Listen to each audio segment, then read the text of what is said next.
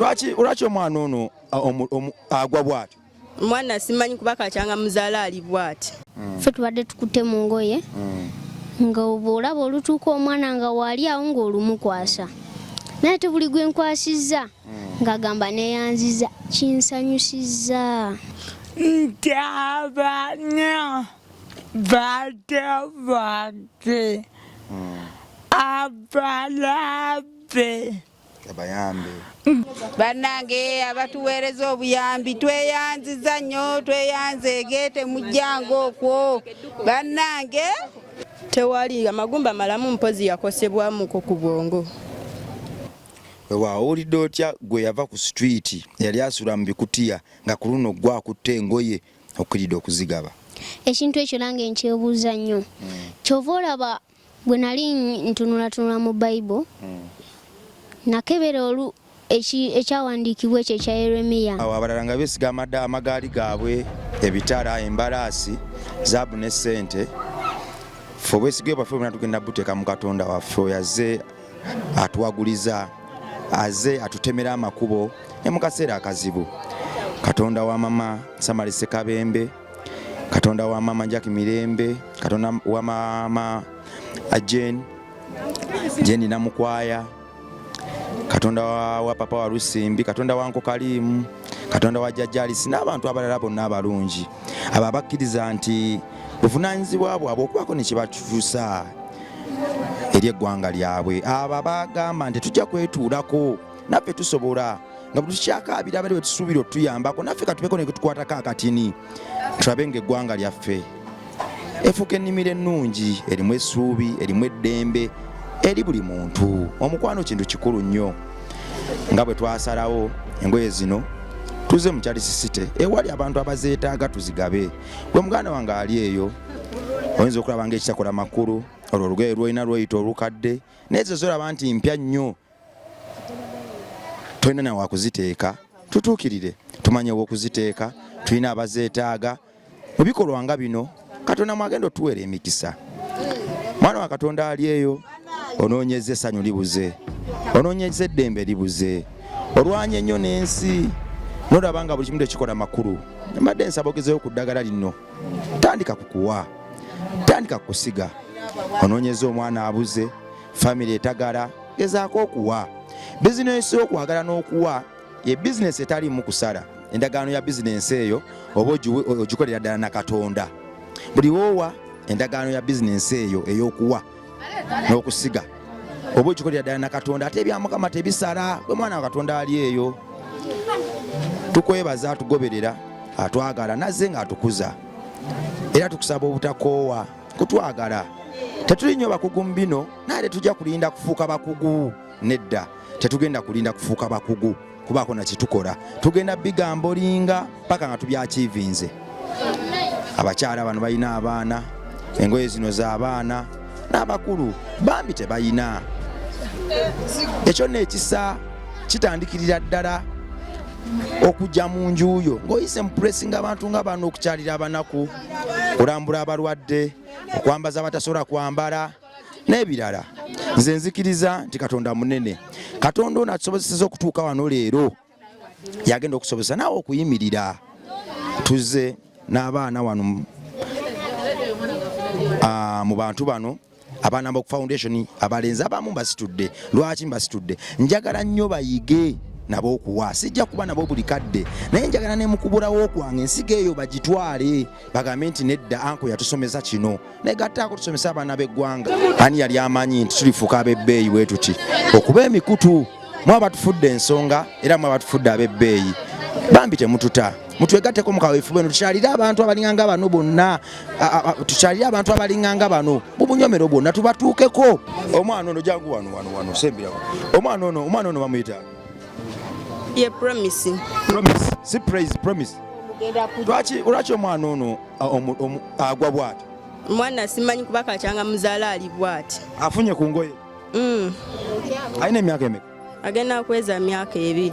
Badde nsaba onnebalize ku bantu abasitudde engoye zino ne bazituwa eno. N'abo abasuubira nti tebalina kibasobola kuwa bannaabwe nga buli kadde omululu gubali bubalaba nti tebannakkuta okubaako ne kubaba bannaabwe. Obaŋŋambireyo akagambo.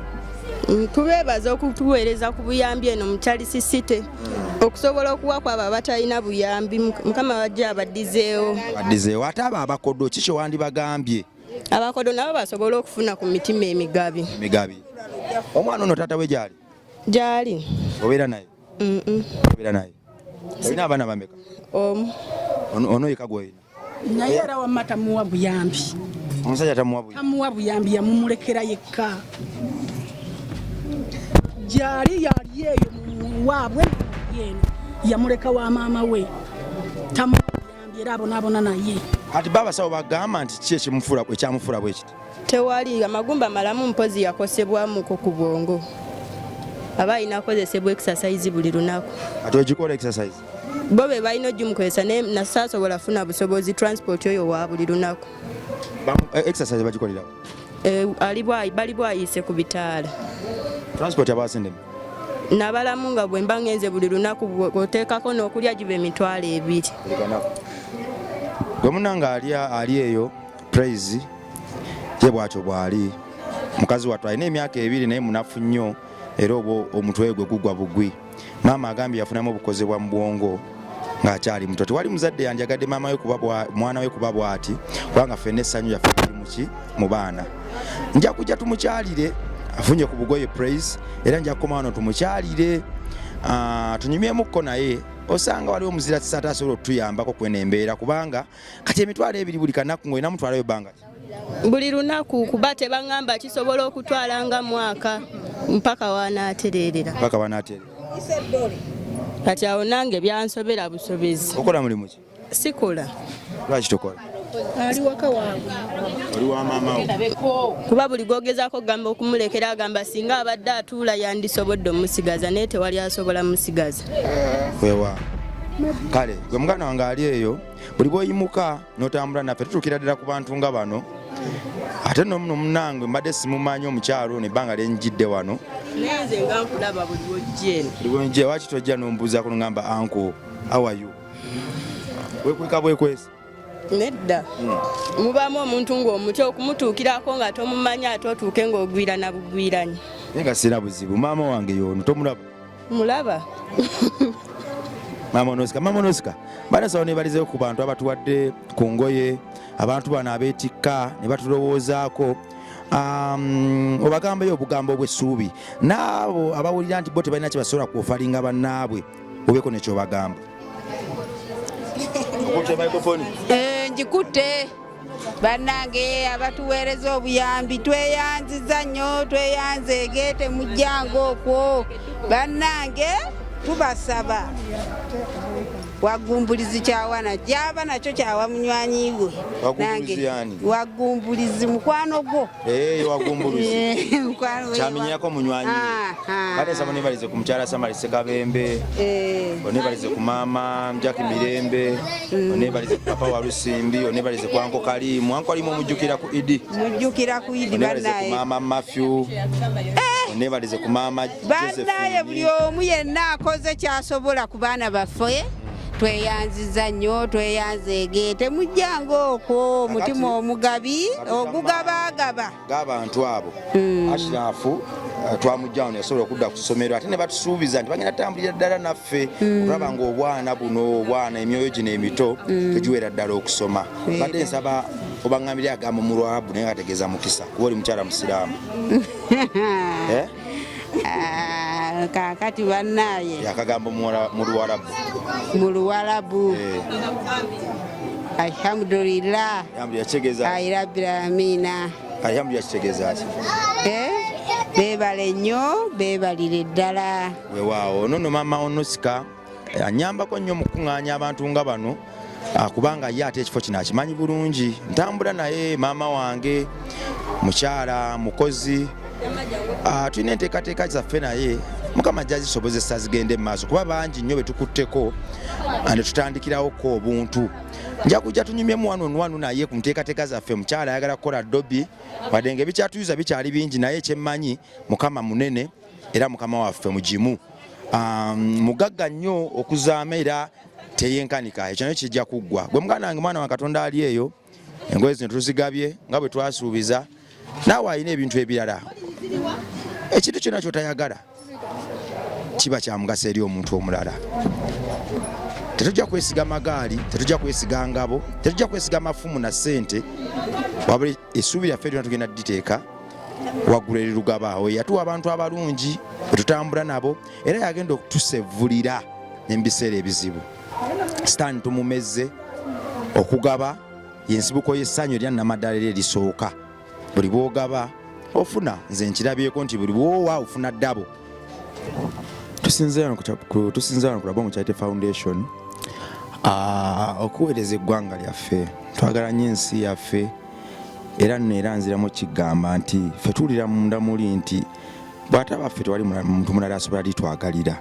Kitandikira ku ffe ne tusaasaanira abantu bonna. Ne mu kaseera akakati abaga ffe twasalawo okwagala, ne mu kaseera akabi twasalawo kuyimirira ku mukwano. Ensi eno yatondebwa mu mukwano, Katonda n'atukuutira okwagala, kubanga naye yatwagala nnyo.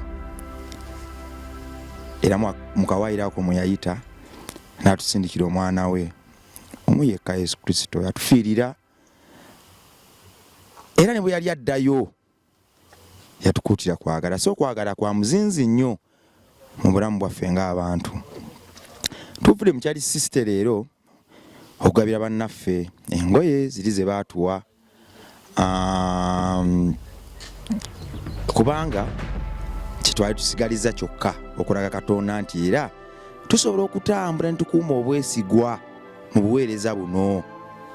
Kitwali tusigaliza kyokka okwongera okunywerera ku ndagaano zaffe ze twakola naye, nti nedda engoye zino bazireese nnyingi twambadde, idea gye twali twafuna ey'ozitunda yali nkyamu. Bwe bazituleetera ennyingi ekitegeeza yali akuziza obuweereza bwaffe nga buweeredde ddala amaanyi okwongera okutuuka ku bantu abalala.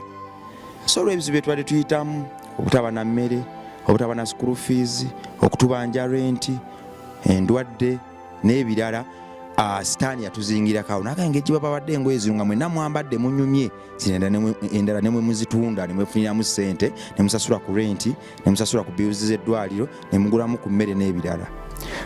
Wakati w'okusaba n'okusiiba, awo era Katonda bwe yatubikkulira, Sitaani ne tumugoba n'atuyambako, ne tufuna amagezi. Ne tugamba nti nedda, ekitali kye bakuguzizza nga bakikuwadde bubi tebakitunda, naawe olina kukyongerayo. Era olunaku luno ne lutegekebwa, ne tugaa tujja kwesitula nga famire, tugende bantu abo betusuubira abeetaaga ennyo engoye ezo tuzigabe, tetujja kuzitunda. Gwe muganda wange oli eyo, ebiseera ebisinga olina obuweereza nga buno naye okemwa. Ebintu bingi babikuweereza obitunda, kituuka ku buli muntu n'ate okonfesinga n'okwenenya n'okukola ekituufu, tekubanko expired. Bakuwadde engatto zigabira abanaku, bw'ogabiddeko abanaku 5 b'otuukako, ezisigaddewo n'ozitunda. Bannaffe bangi abatandika ministry nga bazikozeemu n'amaduuka. Ekyo no tukivumirira.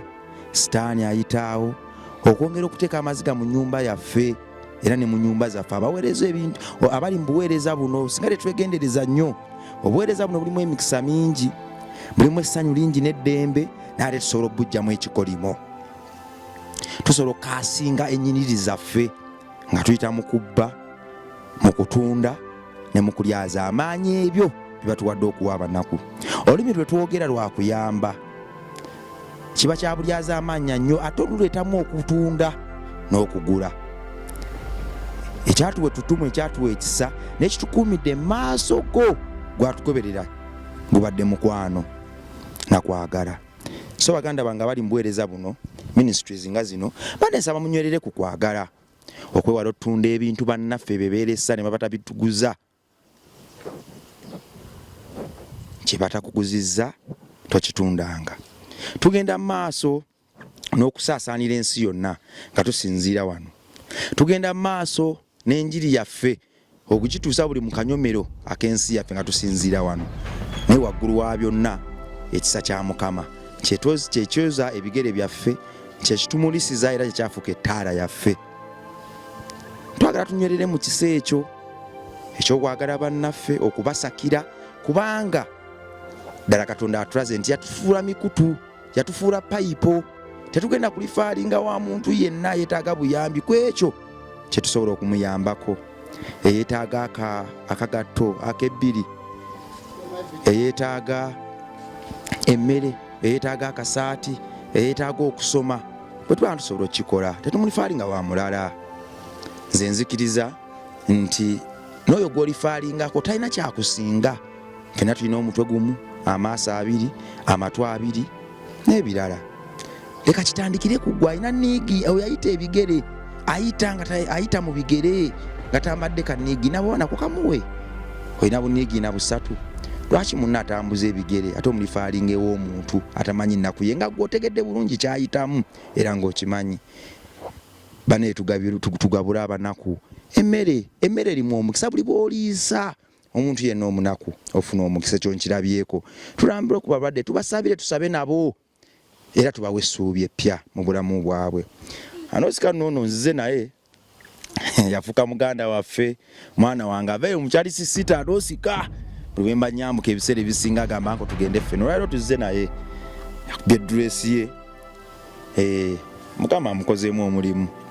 Weewaawo Odan Sara soko nsitule ku Anusika ono yawo situle muganda we Jordan ono. Weewaawo tugenze okugaba engoye zino. Soko ojjo presenter wano omuwe ku gundi. Soko oveeyo shamu presenter afune kagaapu. Omulaba presenter tugenze okugaba engoye zino. Bw'obadde ogaba engoye zino ki ekikujjidde muli? Nkukwatire? Kukwati nze host. Nkukwatire? Nti kati host kyateekeddwa okukola. Kati nze akwata nenkuwa gwe guest. Nze guest. Kakati kiki ky'owulidde muli? Anko, bwe mbadde ngaba engoye mpulidde ekiseera ekyo n'omukwano gwo ogutenkanika ogusobola okuyingira mu mitima gyaffe bwe tugenda mu bantu ng'abo. Mpulidde omukwano era nga buli muntu nze ne maama Anusika ffe tubadde tukutte mu ngoye nga oba olaba olutuuka omwana nga waali awo ng'olumukwasa naye te buli gwe nkwasizza ng'agamba neeyanziza kinsanyusizza ne mpulira emirembe. Kyengezaako okwogera kiri nti mmwe gwali eyo alowooza nti olugoye lwo lw'oyina oba olugoye lwo lw'omazemu omwaka mulamba nga lukyakola gwe ng'olowooza lukaddiye nnyo ate waliyo omuntu alwetaaga nti olugoye olwo bw'olugaba kyemanyi kati buli muntu kinene kimutuukako. Bw'obeera n'ekintu oba ng'olina ekyokulya oba nga gwewo wafumbye naate ng'ewa neibawo ye teyafumbye oba nga n'oluusi abaana abalesaawo oba ye nga tatekinga care of baana naate gwe bw'oba okwata ku mmereyo ku afu y'akawunga keeyo gy'ogoyezza ne ku hafu y'ebijanjalo bye byofumbidde abaana bo n'otolako akawunga ako n'osenangako ku afu y'ebijanjalo byebyo byofumbye buli omu n'omuterako ejjiko ku mmere ye n'alya ky'owulira ku mutima lye liba eddembe eritukuma okubeera nga tuli basanyufu mu nsi muneeno era nitubeera nga ffenna buli omu atambulira mu bulamu obweyagaza. Weewaawo owulidde otya gwe yava ku street yali asula mu bikutiya nga ku luno gwe akutte engoye okkiridde okuzigaba? Ekintu ekyo nange nkyebuuza nnyo. Kyova olaba bwe nali ntunulatunula mu Bayibuli nakebera ekyawandiikibwa ekyo ekya Yeremiya ekyawandiikibwa ekya Yeremiya 4:10 Mukama we yatugamba we yatumanya nga tetunazaalibwa era n'atumanya nga tukyali mu mbuto za kitaffe n'atusindika ku nsi n'atutukuza n'atusindika ku nsi okutabaganya okukuŋŋaanya abo abaana be.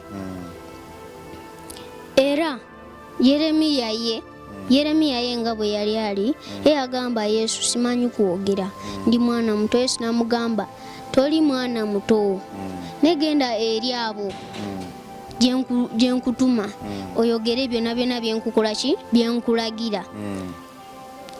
Kakati ensonga eri eti Mukama bw'abanga yatumanya kitegeeza bw'osharinga oba bw'ogabana Mukama tasobola kuleka kyekimu. Waawo kakati Dan abantu abali eyo abayiwa emmere kasasiro, abantu abali eyo abataagala kugaba, abantu abali eyo abalaba nti bo ekyabwe kirina kuba kyabwe, olowooza ki kye basubwa mu bulamu? Ekyo kyennyini omuntu abo bennyini mmwe mwennyini kyemusubwa, omuntu alowooza nti gwe togaba ekikyo kirina sigala nga kikyo, era ne bw'obeera n'olugoye olukaddiye afazali olukwata n'olusula mu mwala ng'enkuba etonnya amazzi ne galutwala naye nga tolugabye. Naye ate kyenva okwogerako wali eri bw'ogaba ofuna empeera n'eddembe liri essanyu erya ddala. Owulira nga otowesegwe munanga ali eyo Dani kyategeeza nti ekyo ky'owulira ng'owadde omuntu abadde afa enjala emmere n'akwebaza eddembe eryo ly'owulira bwe bw'obulamu obwa ddala. Eddembe eryo ly'owulira ng'olina kwegamba omuntu gw'ojja ekkakuwa, omuntu gw'oyambyeko gw'ojje mu buzibu. Kigezeeko muganda wange ojja kumbuulira. Gwe kigezeeko nze ojja kumbuulira. Eddembe eryo ly'onafuna gwe kigezeeko. Leero olunaku lubeera lugenda kutambulira bulungi. Anko nze mbeereyo ku ssomero omwana omu ne mulaba nga tafunye emmere. Era nze ennaku zino eno kuko abadde aneebuuza Dani lwaki gwasembayo ku kiyungu nti buli omu alina osooka n'afuna addala abo abaana abato bonna balina osooka ne bafuna. Aho Dani the Spiderman n'alyoka atuuka. Anti kati nze bwe mba njogera nga bw'olaba anko naawe bw'obeera oyita Anuska n'omugamba Anuska banayo nkubye ka dress. Kati nange nze bwe ngenda ku ssomero ne ntuuka ng'abaana gye bali bangi ngamba Superman has reached. Who is feeling good when Superman is there? Bano bagamba ki? Omusajja oyo w'enjawulo Superman omutaasa w'abantu. Kakati tuli abaana 28 abasoma, tuli mu kaweefube wa kufuna school fees tetunazifuna. Abaana 21 bali mu primary basasula emitwalo 3 sente ezo nnyingi twagenza okubalamu nga twetaaga $60,000. Bannaffe abali mu secondary omusanvu beetaaga bikozesebwa bitabo black book. Mbadde nsaba okowole ku bantu abali eyo abasobola tudduukirira, oli asobola okubaayo ng'agamba nti nsobola okuyambako akaana ka Katonda kamu nenkawalirayo ttaamu eno oba nenkawalirayo omwaka gumu oba nenkakwatako paka bwe kamala okusoma. Mbadde nsaba abantu abo obakoowoole obasabe mu ddoboozi lyo batuyambeko kuba nze ng'omuntu sikisobola. Kakati mbadde nsaba abantu abo obakubira omulanga batuyambeko mu ddoboozi lyo, sanga gwe bajja kuwulira ate nnyo. Abantu abo bali eyo bangi osanga tunasobola bakwatako naawulira ku ddoboozi lyo tusome tube nga tusobera oddala okuyamba ensi yaffe. Twemera kuddayo gye twava kuba gye twava wala. Bannaaye mwena abantu abana bampuliriza sasoose beeyanjulira. Amanya gange nze tumwebaze Daniel oba olisazeeko osobola okumpita Saint Daniel. Kati nga bwe mulaba ffena bwe tuli wano eno ng'oggyeko tikya Sarah ne anko ffena ng'emutulaba wane ng'ogasseeko n'Anuska. Anuska oyo naye yeetaaga okusomesa. Mbadde mbasaba mutuyambe mutukwatireko. Osobola ogamba nti owa nze nyinayoko ku requirements ebitabo penso nyinayoko black books oba nsobola obbawaayo ku peeni byonna byetaagisa. Kati nga bw'olaba ffena yetuli wano eno kufa abali wano eno bw'oyamba omwana omu n'omukwatirako oyo omwana buli wabeera ajjukira nina anti mama Sam anko wange yamuyitanga mama Samali yannyambangako era nga anko agamba muno mbu oyo omwana gw'ozuukusiza gw'osomesezza asobola okukwatirako ne ku baana bo ne bwoba nga ovudde ku nsi. Kati nga ku baana banene bw'obalaba Anuska ono akyali mu egi eyo tanatandika soma naye ate bw'oyamba omwana omu wano eno asobola omuyamba ne bwatuuka mu P7 naye ate ye asobola omuyamba nagamba kati nga ankonze bwe yaŋŋambanga ngenda genda nange eyo mu Charles City. Abaana bangi abali eyo mu Charles City nga beetaaga osoma naye ate okubayambako emigigi emito egiri eyo olina sooka kwata ku ginene emigigi emikulukulu bw'ogiyamba negisoma negifuna ogwo omutima ogw'okwagala so twadde tubasaba mutukwatireko mitwalo 3 buli mwana tusomera ku State Smile n'omulala omuntu asobola okugamba nti sina mitwalo 3 nina 15 nina 10 nina 2 oba nina ebitabo naye tumwaniriza bona tubaniriza naye nga toto yaffe buli tamu tusasula emitwalo 3 miliyoni 6 mu emitwalo 3 buli tamu tusasula miliyoni 6 mu emitwalo 3 osobola okubeera eno ga nti miliyoni 2 nzisobola miliyoni 3 nzisobola miliyoni 6 zonna nzisobola. Saara gyebaleko Saara kale weewaawo mbadde nsaba bannanga bali abatulabo bakubirize era obasabe bayambeko ku batobo ko kati gwe tosoma wa graduating kale mbadde nsaba okubiriza abantu abali bayambeko ku batobo basome nabo bafuuka ab'omuvunaanyizibwa. amana kade njacala miliyoni mubwati abaga ndabanya batavate abalabe abayambe nga alina bitabo bilete ekata engatto tekigaana. Weewaawo Mukama agenda kukuwa omukisa gwawulira eddoboozi lino asharinga interviews zino era azijjamu amakulu. Tetujja kubuguumiriza, tetujja kukola ebyo byolowooza nti bigenda otufuula ab'enjawulo naye tugenda kukolera ddala ebyo Katonda byatugamba okukola olwo natufuula ab'enjawulo kulwa Katonda y'ensi yange